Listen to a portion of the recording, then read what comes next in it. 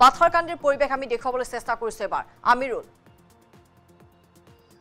হয় ক'ব লাগিব যে বৰাক উপত্যকাত শ্ৰীভূমি জিলাৰ যে তিনিখন নৈ আছে তিনিখন নৈ কিন্তু বিপদসীমাৰ ওপৰত অতিবাহিত হৈছে আৰু যোৱাকালি ৰাতিৰ পৰা আমি দেখিছো এক ভয়ংকৰ ৰূপ লৈছে দক্ষিণ কৰিমগঞ্জ সমষ্টি আৰু কৰিমগঞ্জৰ যিখিনি পাতাকান্দি আৰু বিভিন্ন ঠাইত কিন্তু বানপানী এক ভয়ংকৰ ৰূপ লৈছে মই এই মুহূৰ্তত পৰিৱেশ দেখুৱাব বিচাৰিছো কেনেকুৱা কিমান পানী আৰু পানীৰ ভিতৰত মানুহ আছে আৰু এক অভাৱনীয় পৰিস্থিতিৰ সৃষ্টি হৈছে ক'ব লাগিব SDRF বাহিনী বা বেলেগ কোনো ধৰণৰ প্ৰশাসনৰ লোক কিন্তু এতিয়ালৈ আহি উপস্থিত হোৱা নাই এক ভয়ংকৰ পৰিৱেশ আমি ঘৰৰ ভিতৰৰ দৃশ্য অলপ দেখুৱাব বিচাৰিছো ইয়াত সৰু সৰু কণমানি আছে কিন্তু ইয়াত উদ্ধাৰ কৰিবলৈ SDRF বাহিনী লাগে আমি এটা ঠাইৰ দৃশ্য এই মুহূৰ্তত দেখাব বিচাৰিছো NB নিউজৰ দৰ্শকৰ লগত কেনেধৰণৰ পৰিস্থিতি কিন্তু এনেকুৱা দক্ষিণ কৰিমগঞ্জ সমষ্টিৰ গোটেইখিনি ঠাইত কিন্তু এনেকুৱা পৰিস্থিতিৰ সৃষ্টি হৈছে কিয়নো যে বাৰণি পানীৰ ফলত বিভিন্ন ঠাইত লংগাইনৰ মাথৌৰি ছিংগিছে আৰু মাথৌৰি ছিংগাৰ ফলত এনেধৰণৰ পৰিস্থিতি সৃষ্টি হৈছে আমি মন্তব্য লোৱাৰ চেষ্টা কৰিম তাৰ আগতে পৰিৱেশ দেখুৱাইছো এক ভয়াৱহ পৰিস্থিতি সৃষ্টি হৈছে আৰু এজন আছে তেওঁলোকৰ মন্তব্যত কি বলবেন পানির যে অবস্থা আছে আপনার কি সমস্যার সম্মুখীন হচ্ছেন পানির যে সমস্যা এখানে দেখা যাচ্ছে যে বর্তমানে যে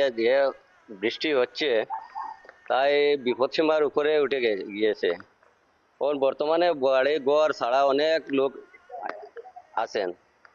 বিশেষ করে গরু বাছুর ইত্যাদি যে সমস্যা দেখা দিয়েছে সরকারের তরফ থেকে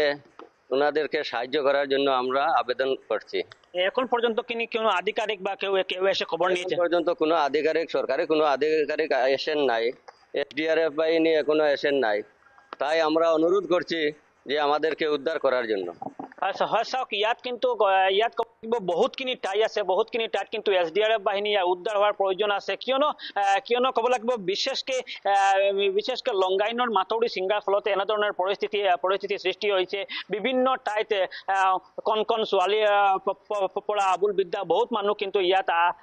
আছে কিন্তু তেওঁলোকে উদ্ধাৰ কৰাৰ কাৰণে কাতৰ অনুৰোধ জনাইছে কিন্তু শ্ৰীভূমি জিলা প্ৰশাসনৰ ফালৰ পৰা এতিয়ালৈ কোনো ধৰণৰ বিহিত ব্যৱস্থা গ্ৰহণ কৰা নাই আমি যোৱা পৰহি দেখিছো অসম চৰকাৰৰ দুজন গুৰুত্বপূৰ্ণ মন্ত্ৰী বৰাক উপত্যকাৰ উন্নয়ন মন্ত্ৰী কৌশিক ৰায় এবং পূৰ্তমন্ত্ৰী কৃষ্ণেন্দু পাল বান পৰিস্থিতি লৈ ইয়াত আহি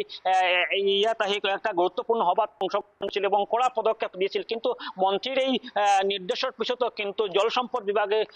আৰু বা বেলেগ কিবা বিভাগক কিন্তু কোনো ধৰণৰ বিহিত ব্যৱস্থা গ্ৰহণ কৰা নাই যাৰ ফলতে এতিয়ালৈ ৰাইজ কিন্তু আতংকিত হৈ পৰিছে কিন্তু SDRF বাহিনী নাই বা গৃহপালিত পশু যিবিলাক আছে গৰু বা ইয়াৰ খানি বা বিভিন্ন ধৰণৰ অসুবিধাৰ সন্মুখীন হৈছে কিন্তু ৰিলিফৰ কিন্তু এতিয়ালৈ ব্যৱস্থা কৰা নাই কিন্তু এতিয়ালৈ প্ৰায় 48 ঘণ্টা হৈ গ'ল কিন্তু 5 মিনিটৰ বাবে কিন্তু বৰষুণ বন্ধ হোৱা নাই হয় ধন্যবাদ জনাইছো আমিৰুল ধন্যবাদ জনাইছো এই মুহূৰ্তত আপোনাক